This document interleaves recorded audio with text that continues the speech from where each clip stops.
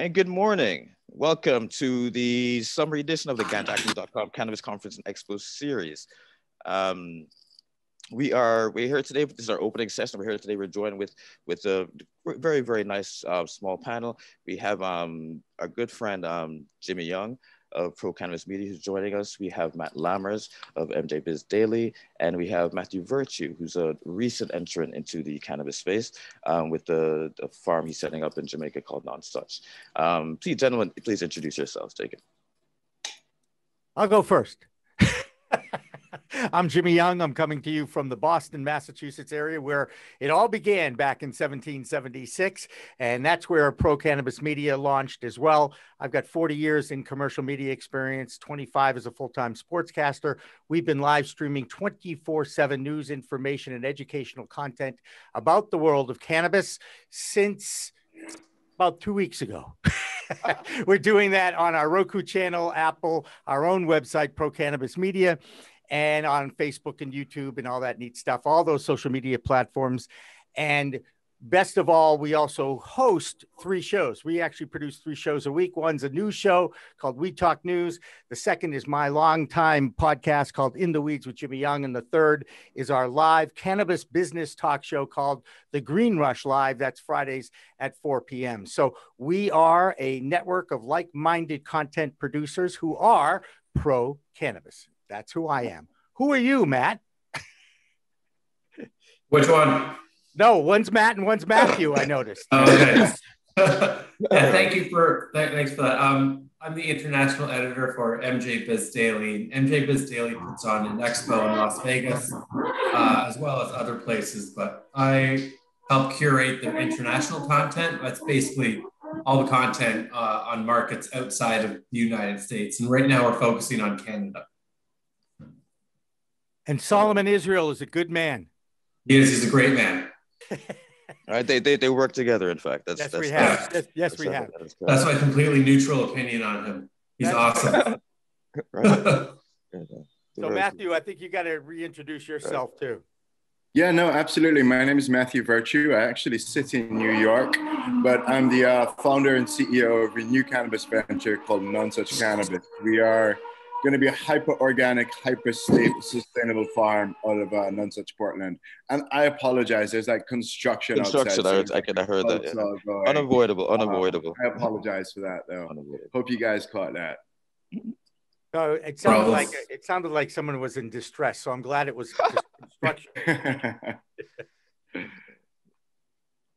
Right on. Well, all right. Well, let's get started. I mean, we're here to be the Activist Cannabis Conference and Expo. I started this as one to continue to engage the international community, especially in this time of sequester, in about cannabis, especially to keep Jamaica part of the international conversation. And I'm very, very glad that you guys can join us here today.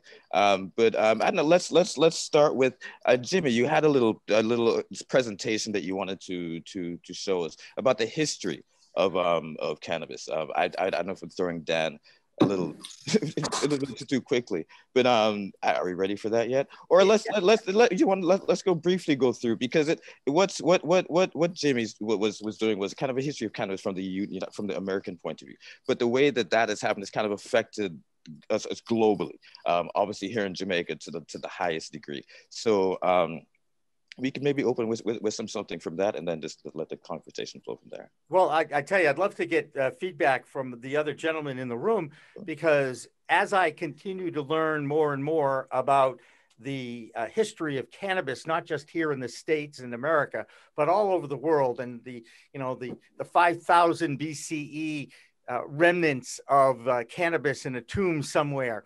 So we all recognize, I think, in this room that the use of cannabis as a medicinal plant has been around for thousands of years. The United States of America has only been around for a couple of 100 years, and they've done a great job of bringing some of the colonial ideals, if you will, from Europe over to the North American continent back in the day when Christopher Columbus decided he would take an excursion across the pond and supposedly discovered America, only to find that there was a whole bunch of indigenous people here already. And I'm pretty sure that in the Caribbean, they knew about cannabis long before Columbus and the settlers from Europe came over to America. Am I wrong in assuming that, guys? I mean, you both seem to know enough about the history of what this plant in the Caribbean and Jamaica. Am I wrong? I mean, it was around for thousands of years in the islands, wasn't it? Well, sorry, go ahead. Yeah, I don't think so. I think it was actually brought over from India with the indentured servants. It might have been there before, but there's no real documented history of it being on the island before. Any widespread use of it came with the indentured servants that came over after slavery from India and China. Well, it was colonialism, as you are referring to, that British Empire, and the folks from that empire had indentured servants or slaves, and I don't know if it's ever been documented that those indentured servants and slaves actually brought it over, but we do know that in the United States of America in the 17th century, in 1600s in Virginia, there was a law referred to two kinds of hemp, both English and Indian, as you mentioned. Basically, they wanted all farmers in the early settling of the United States of America, the first colonies, those 13 original colonies, to plant cannabis indica. Now, it was also used as currency back then, too.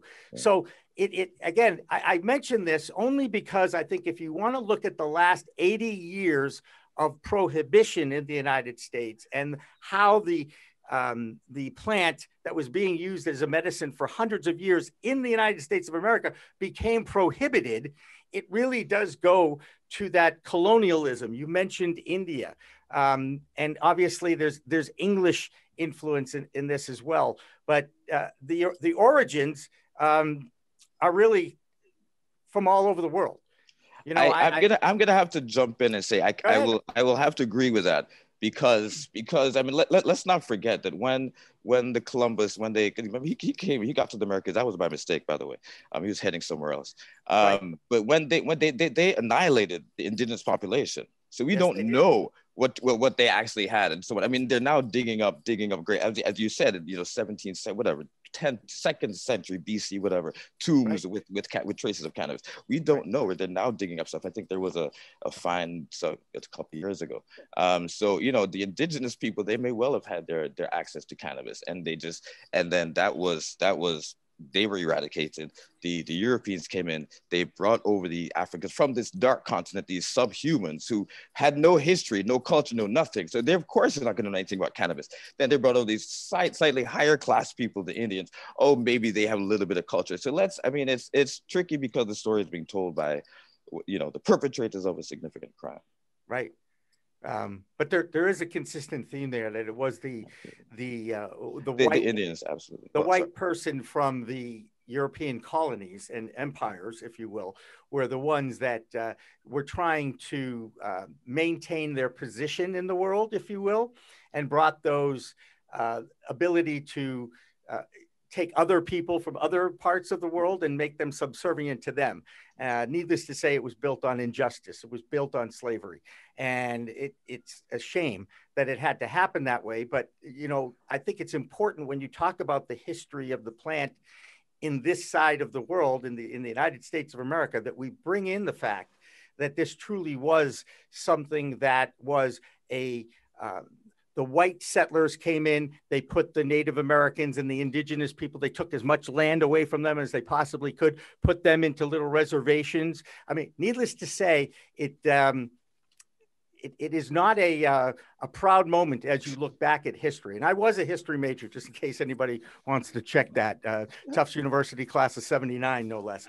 So I've studied a lot of how the race status and power has evolved in the United States of America over hundreds of years. And cannabis has really been a part of that, as has the injustices towards people of color. I mean, you can't deny that fact of history. As we move on from the settlers, if you will, into the 19th century, from 1850 to 1937, cannabis was used as a medicine for 70, 80 years. In the 1920s, I love this stat. This is what, and by the way, I bet I got this from MJBiz Daily. I'm going to give you guys credit because I'm a big fan, man. Okay, I just want to say that. U.S. doctors wrote 5 million prescriptions for cannabis from 1900 to 1920. Now, these were doctors who had gone to Harvard Medical School, Yale Medical School, New York Medical School. So the highest levels of medicine at that time was accepting cannabis as a treatment and writing prescriptions into the 1920s. Right. Just wanted to throw that out. What I mean, we'll look at Matthew. What about you? Might know a little bit more about it, the history of Jamaica. When did because you know that we are great, grandmothers, everybody have the ganja tea and so on and so forth. When did it become criminal in Jamaica? I can't remember exactly what the date was, but it was the Ganja Act that they just overthrew. I want to say it was in the 1930s as well. I do believe that it was tied to a paper manufacturer and the patents in using hemp to make paper as opposed to other types of raw materials. Because apparently you can't patent the process for hemp to make paper. And there was some lobbying in Congress back in the day, and they said, yep, you know what, we kind of want to support that business as opposed to this one. And then they decriminalized it, and Jamaica kind of followed suit. Is my understanding of it. But where we are now, though, is that like it's becoming more and more decriminalized. Medical programs, full recreational programs. I think Connecticut just passed last night as well, or maybe the day before. So I think the way it's trending, we're looking towards like a state's majority soon, which at that point then it becomes federally legal in the United States. I just hope, like, as a Jamaican, that Jamaica kind of beats it to the punch. And there's a full recreational program down there. Unfortunately, I think Jamaica is waiting, and I don't think they want to be. They don't want to beat America to the punch. Unfortunately, I think politically, socially, they're going to be pushed to do so, but there certainly is not the political will. It'll be 100%. It probably would not be very popular politically as well. Yeah, absolutely. But sometimes you have to be pioneers. So yeah. Or sometimes the people just have to say, look, we put you in power, you work for us, do what we tell you to do. We say this is the way to go. Forget the UN treaty. Canada's done it. Mexico, there's a lot of people who are doing it. We don't need to be subservient to the United States. Legislation right now for full recreational legalization as well. So it's just massive. Matt, Europe just came up, Germany. So what is happening in Germany? And want to talk about the whole the criminalization in Europe? Do you have anything about the history of that? Well, since we're talking about colonialism a little bit, just kind of want to make one point. It's interesting looking at it through a modern day lens of what's happening in the Caribbean, especially in places where the UK still rules. So if you look at the British Virgin Islands, for example, they passed a law last year to legalize medical cannabis, and the UK is not allowing them. They're refusing to allow that law to enter into force, which is, it might be, I'm not a historian, but I've spoken with historians about this, and no one can ever recall anything like this ever happening before in the Caribbean for the UK's dependent colonies. And so it's extremely bizarre and unfortunate that the UK is kind of reverting back to its colonial ways with respects to cannabis legalization. It's pretty disgraceful, in my opinion. That it's unfortunate that it hasn't received more international attention. Right. Well, I guess we have to talk about it more. I don't know. I don't think the British have really. I don't think they relinquished their colonial ways. Yeah, apparently not. I think they hold them very much with a valor of pride. That this is what we did. This is our history. Do not take that away from us. So they're they're posing much as they can. Unfortunately, yeah. Even UK media is ignoring this. It doesn't make any sense. It's a pretty big deal, I think. I think I read. You probably wrote. I think I did read about it. This is the first time hearing about this situation, and it's despicable. Yes. Because they're usually very hands off with their, what do they call them, overseas foreign territories. Like they came and do what they want to do with the banking situation. Same thing with Turks and Caicos. It's interesting though with the British Virgin Islands, because Cayman is in the same situation. They have a medical program there as well. I mean, it's virtually non-existent, but why are they picking on the British Virgin Islands and singling them out? But the Cayman Islands can't grow. They can import. This is why it Cayman is import only. It's a very weird medical program that they have there. People on the island have told me they think it's racist, that they think at the end of the day, the UK doesn't want a bunch of islanders growing cannabis on the island because they don't trust that they can control it. That's what people on the island have told me. 100%. And by the way, that should surprise anybody on this call. Okay. Also, the programs that they have in the UK itself are very closely monitored by the government, like extremely closely monitored. Like it's almost as if they are in your shop with you 24/7. So I think they're just like approaching this extremely cautiously as well. I mean, like London is one of the number one places for recreational drugs in the world. So, you know, they're probably looking at with their eyes open and saying, hey, listen, maybe we do have a problem here that we need to be really, really aware of. But the joke is that the only problem or the only danger with cannabis is the fact that you criminalized it. Because the plant is not dangerous, you know. So that's so even let's Jimmy, let's jump back into that, because now the criminalization, how did you know? So that all happened. So it all happened. First of all, you got to go back in time to the turn of the 20th century and look at the white industrialists who were controlling the flow and the growth of the United States of America at the time. Keep in mind, I'm pretty sure if I remember correctly, 1920 was when the women of the United States of America first got the right to vote. So needless to say, the white man was in control of what was going on. And the biggest industrialists, a lot of them relied on publicity. And Mr. Hearst, Mr. DuPont, they were involved with the pulp industry. And they saw hemp as a big threat. And they saw Mexican immigrants coming into this country. And like so many other things in history where the white man, he didn't like the fact that they didn't look like him, sound like him, and that they were using that evil slang word, that marijuana, so much. So they took advantage and said, you know what, we're just going to prohibit the use and sale and take this medicine out of society. And we're going to prohibit it with that Marijuana Act of 1937. And they put in charge this complete, blatant, racist, white supremacist named Harry Anslinger as the first drug czar.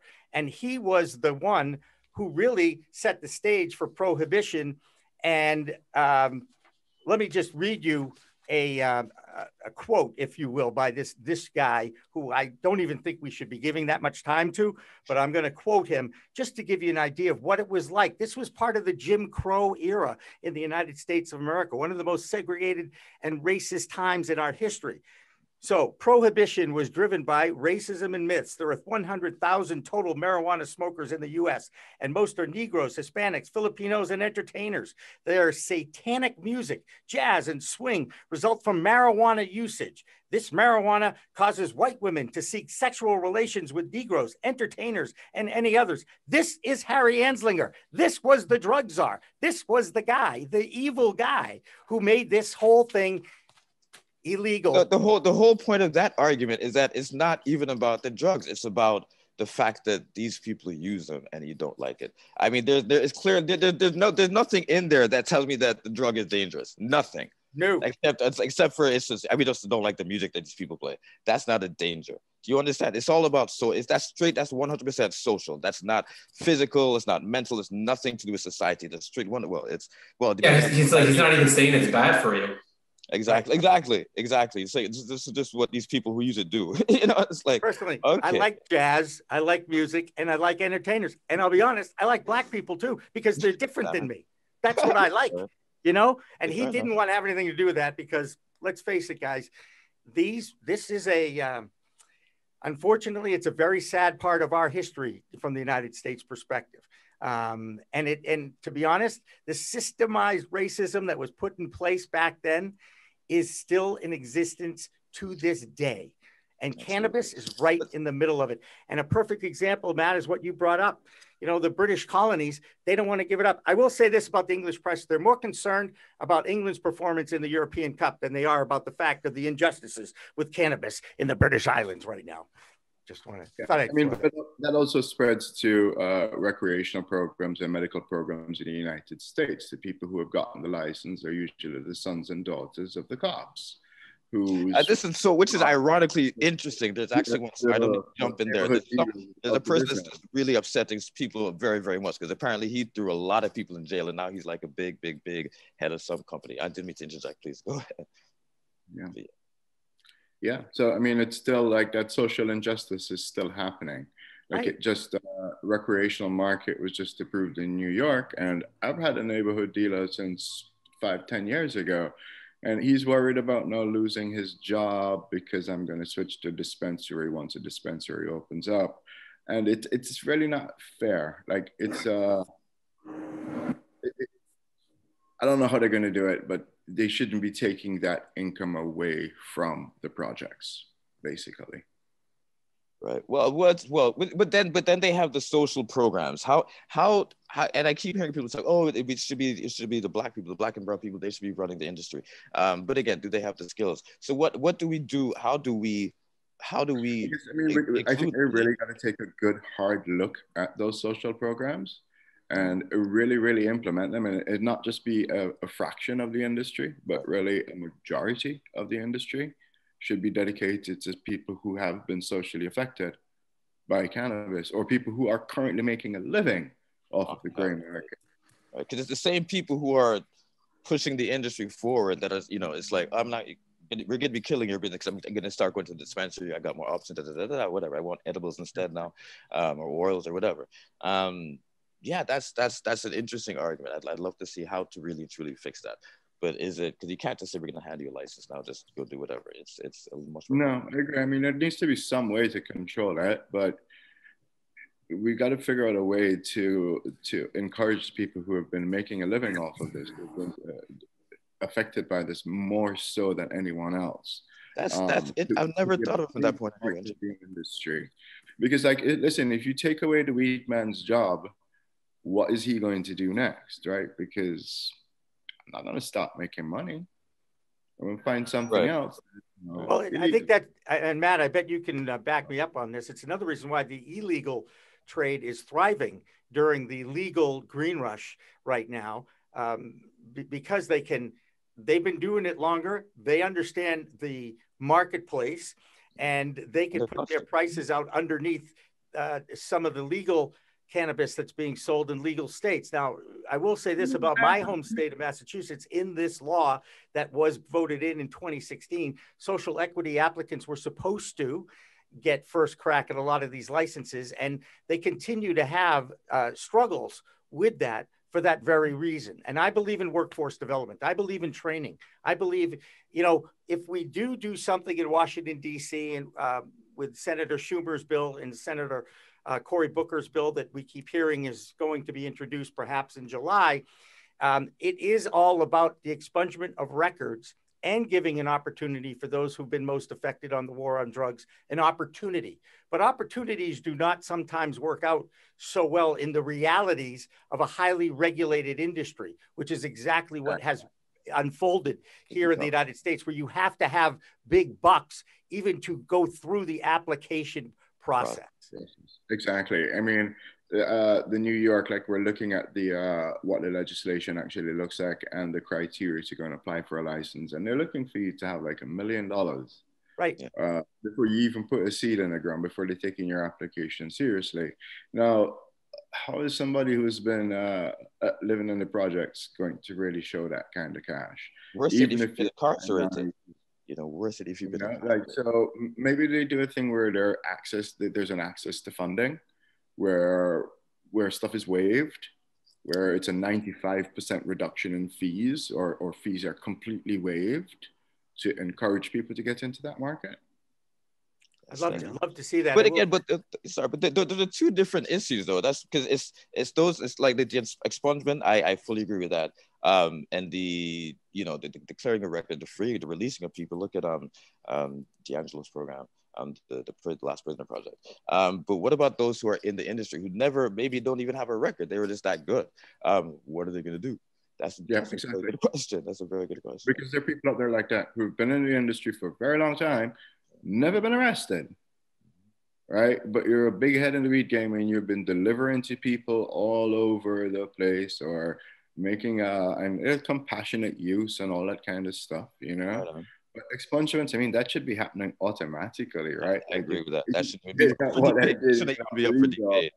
That's not really anything. That's not even a gimme. That's like, that should just be coming along with the bag.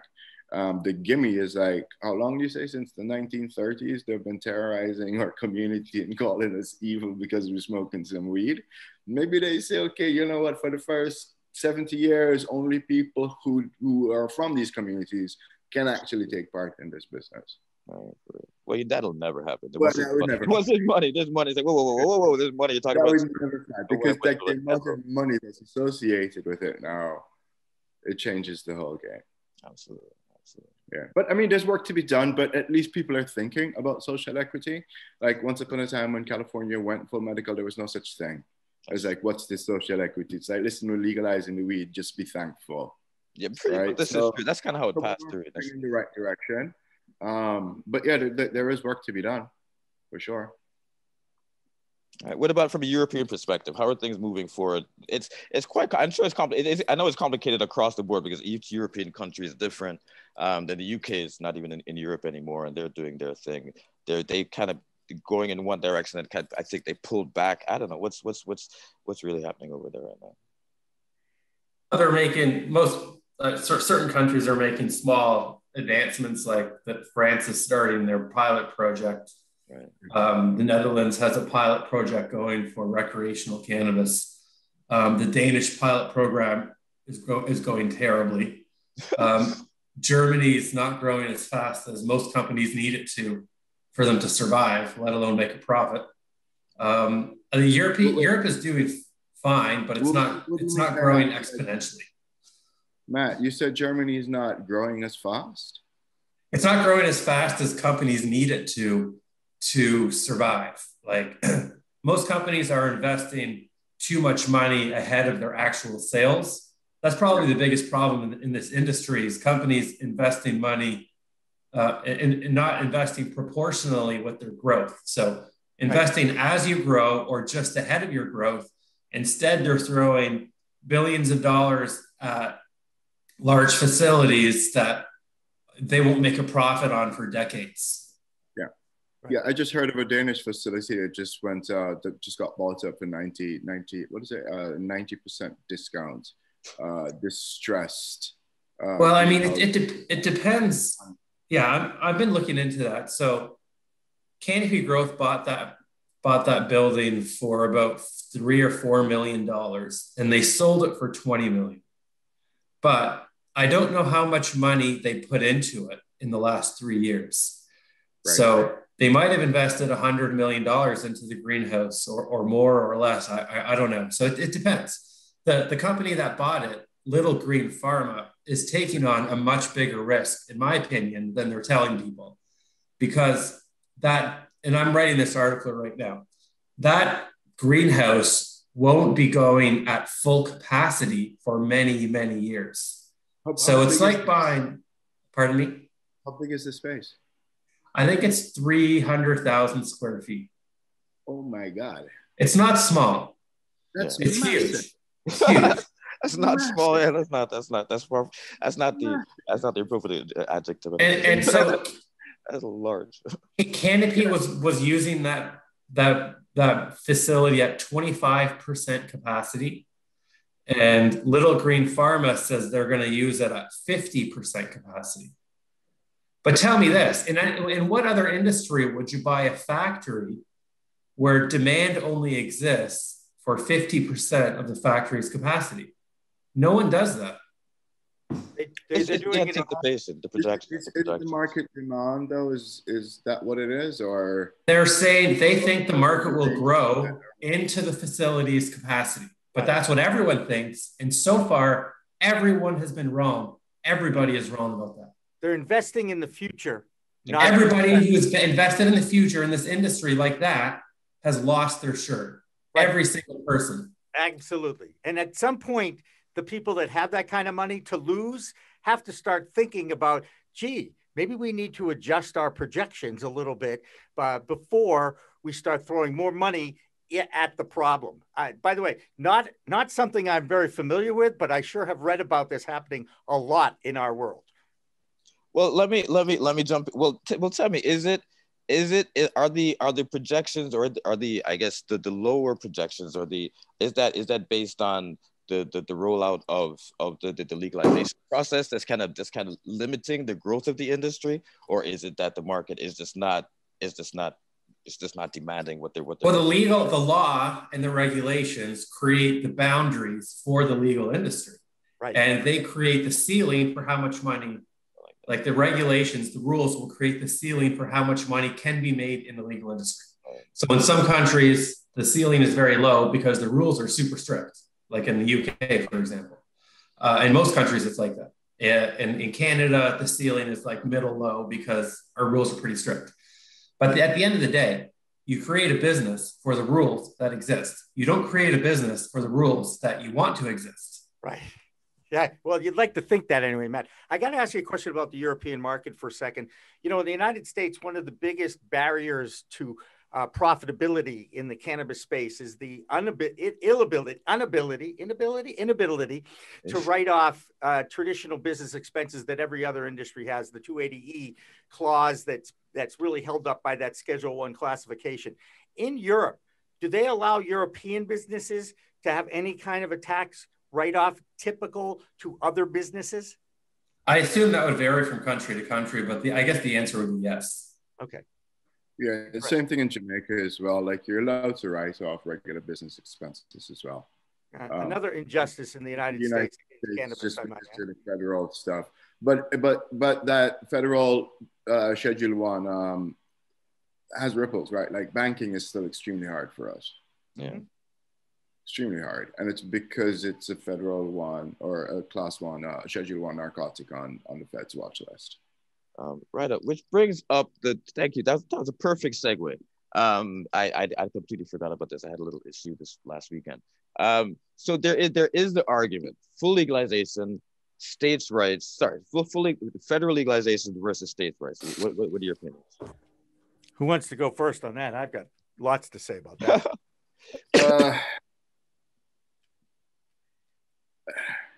I mean, what is it? If 29 states go legal, then it's federally legal, right? Because majority rule.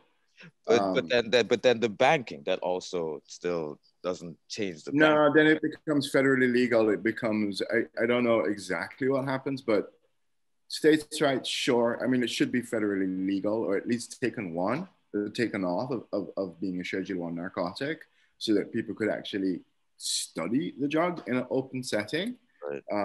Publish their findings so that people could open a bank account and wire money like regular business.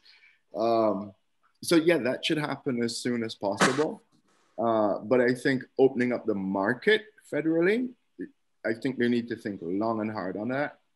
And again, I'm going back to social equity.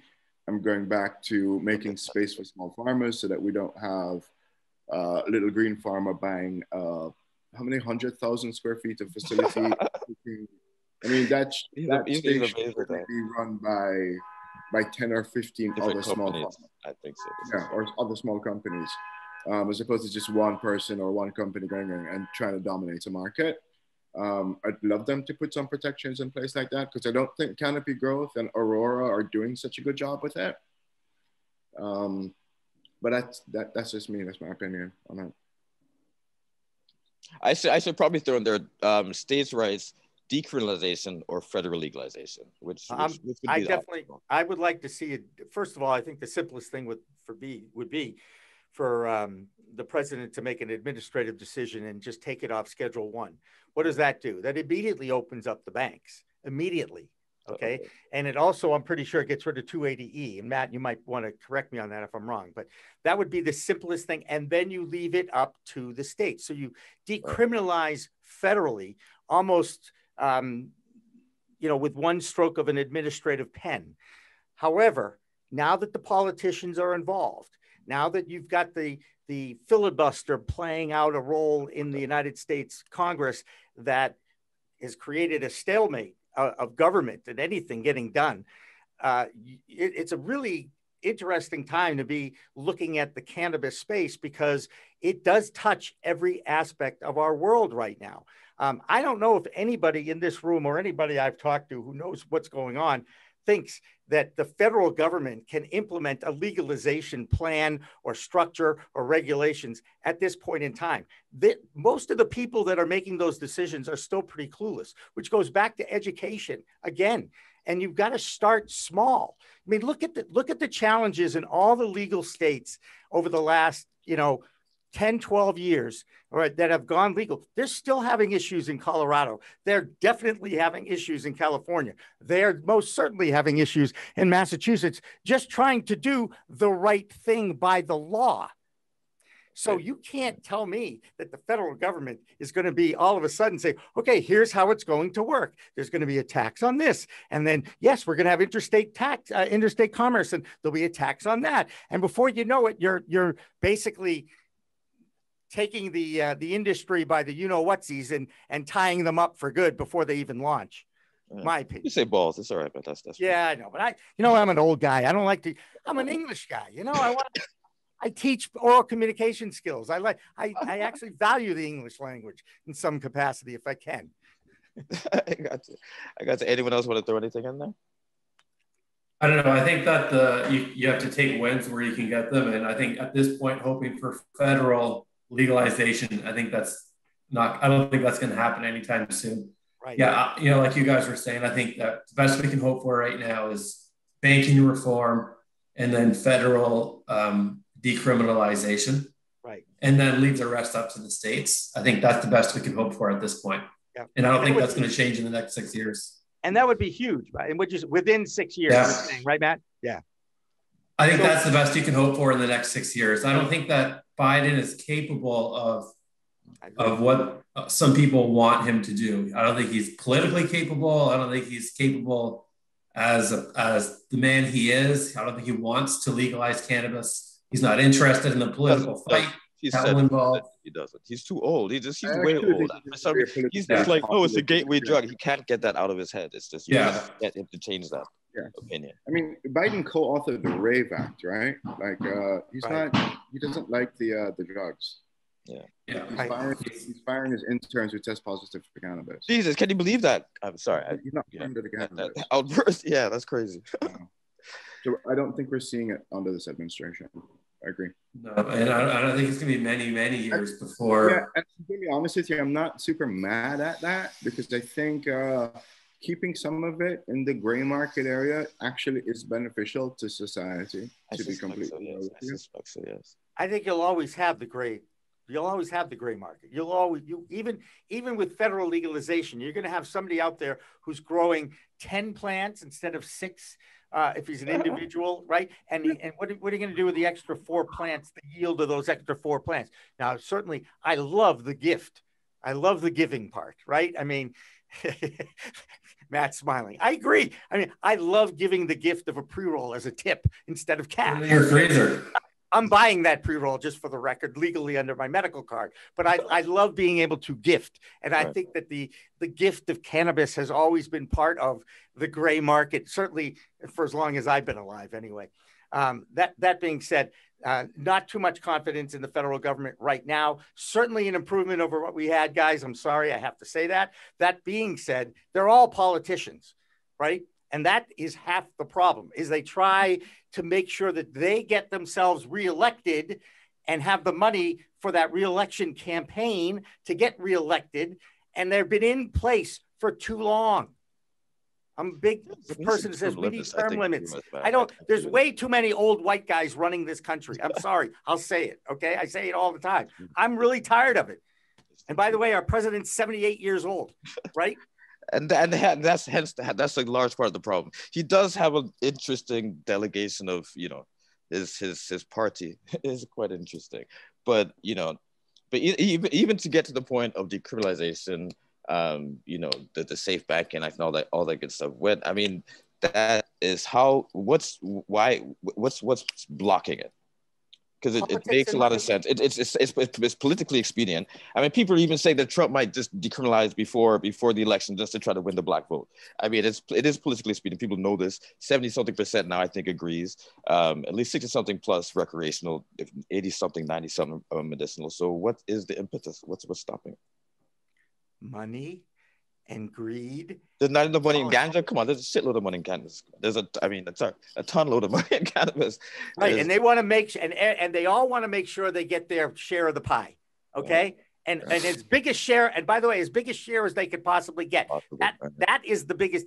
It's really interesting to me because the plant, and I'm going to go back to my friend, the Rastafarian that I interviewed back in 2019 at Cannex, and he explained to me the plant brings people together. It is here for that reason. And yet it's being used as a political pawn in Washington, D.C. to separate. And I think that it's just crazy to me, But isn't that how politics work, and especially in the U.S., especially with the Republicans? They like to divide and separate. I have to like it, though. It's maybe the best system in the world, but doesn't mean I have to like the way it works. I got you. Is it the best system in the world? Is there? I would just like to see turnover of the people making the decisions that the people. I agree. More 25, 30 years regular. Same job. It's like, well, you normal jobs. You retire. You get a gold watch. You get a pen. You go home. What is this? You know. I mean, sorry, Matthew was gonna. Yeah. It was that there is still 30% of the United States that's against it. I was a part of the National Organization Reform of Marijuana Laws. And a couple of years ago, it came up in New York for full recreational. So we went up to Albany to, support the bill, et cetera, et cetera. And the people who were against it were there too.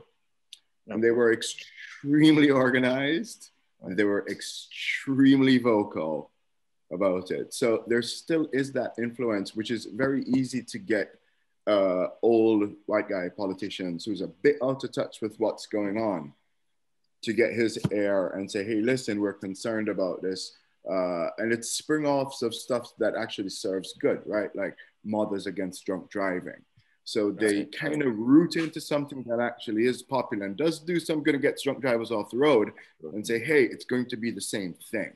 Whereas there are no studies to show that any of that correlates, but it's a Schedule 1 narcotic, so no studies can be done. So it's a persuasive argument, especially to somebody who's out of touch. Right. No, I agree. A lot of the argument is it's just the gateway drug. It's just this, it's that, and that still persists. That is just not good for you. It's the recreational, the medicinal, fine if you do it that way. If you go to the pharmaceutical companies, that's okay. But the stuff in the streets, it's going to kill you. It's gonna drive criminality up and this and that. And even though again, the only reason why it's bad is because you criminalize it in the first place. But it's an interesting catch-22. Yeah. Out of touch. I heard someone say out of touch. If the politician becomes out of touch with the people who put him in that seat or her in that seat, they need to leave that seat. The whole point of being a representative of the people in your district, whatever it is, or your town or your city, is to represent what the people want. And in every single poll, we don't really choose who's in power. I'd like to think that we could, though. I'd like to think that we could do that.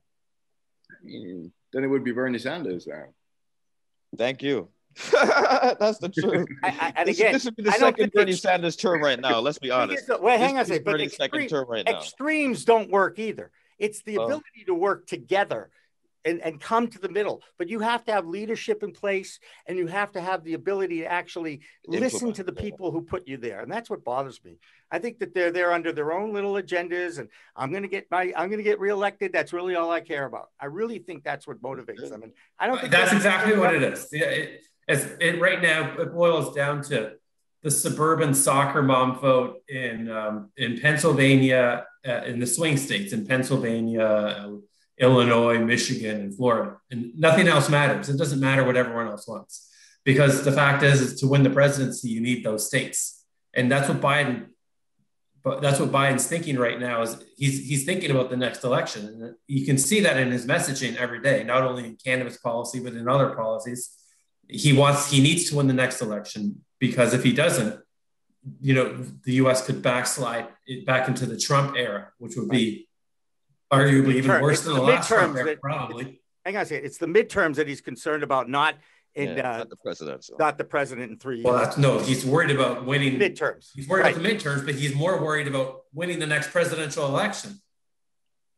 I don't think this is a bold statement. I think he knows that he just wants a Democrat to win the next election. He's just setting that up. I don't think he's going to hold 2 terms, but that's just my opinion. Right. Well, I mean, I'd like to see the vice president take more control of this country. I'll be perfectly honest with you. I don't know how she polls. It all depends how she polls. If she's competitive against the Republicans, maybe she'll be in. If she's not, she'll be out. Right. Hence the Bernie Hillary situation. But Hillary couldn't do it. That's all I have to say to that one. Anyways, it's all good. It's in the past. We've learned, I think. I don't know. But then what you see what did the Trump era do for the cannabis policy? Because we know the Democrats do want to go through. And then we had this 4 years of Trump. They had Obama was kind of moving, kind of the wavering, whatever.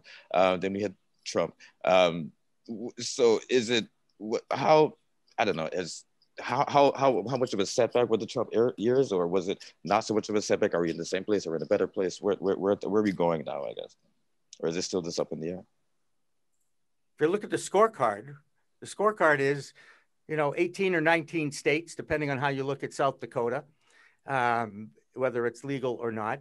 39 states have medical programs. There was certainly more movement under his direction, but I really think it was an opposition to the direction he was taking us in, because he made it very clear that any state that had a marijuana question on the ballot, he knew more people would come out to vote. Okay. He knew that. He was afraid of that. It's right. You were telling people to take it out. This is true. You're telling people to take it off the bill because he knew. Okay, more black people come out to vote. I guess that's the one way because you could stymie the vote as well. You put the wrong agendas on there, so the people is like, oh, whatever, man. I don't care about bicycles and the. Then you could put it on the ballot and vote it in like they did in Mississippi, and then again the controlling party in Mississippi decides to challenge the constitutionality on the state constitution of it, and they overturn a popular vote for medical cannabis in Mississippi with, I think it's 68% or 74% of the voters saying we wanted it. And now they're saying, well, technicality, sorry guys, back to square one, you're not going to get your medical program. Look, the two sides have dug their heels in instead of talking to each other. Come together, right. But we know it's moving in one direction. It's not going to go backwards. It's moving in one direction. Is it just we just kind of wait until, I don't know, these people keel over? I don't know. What do we do? Well, I think that it goes back to the states' rights, right? Like, I think enough states actually are going to go fully rec that it becomes a majority situation. I think what is it that we need? 29 states. I was just asking, what is that? 26, 29 states. If they legalize it, that means it's federal. Well, how does that work? Yeah, that means it's a majority rule. So all states know federally. It becomes federally legal right away. So is that going to happen first, or is actual? Like, what do you think? Is that going to happen before a federal law passes? No, I think states' rights take it over. We get to a majority of the states having recreational programs, and it becomes adopted federally by majority rule.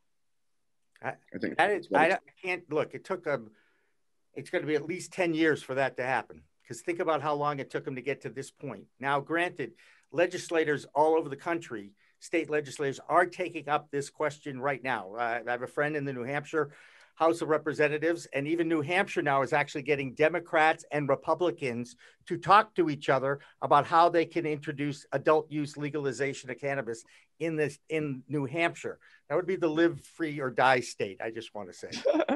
Right. So in other words, they're doing a better job in New Hampshire with Republicans and Democrats talking to each other about a common goal, cannabis legalization, than they are in DC. Well, you got to start somewhere, I guess.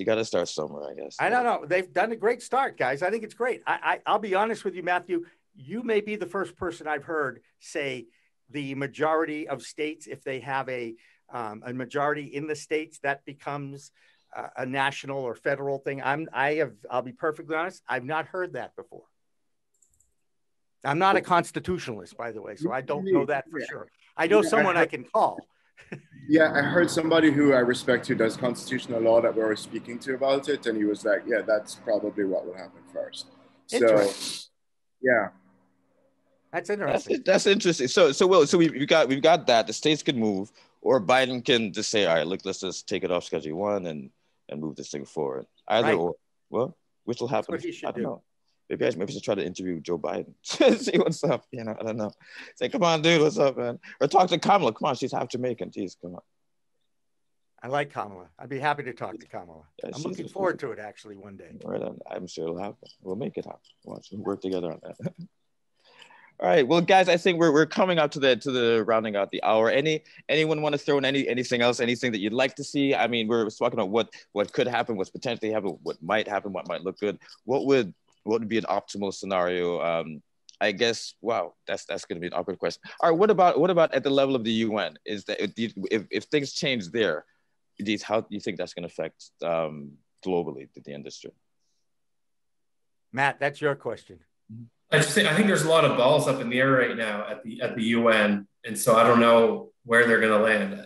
The UN is far more conservative than most people think it is.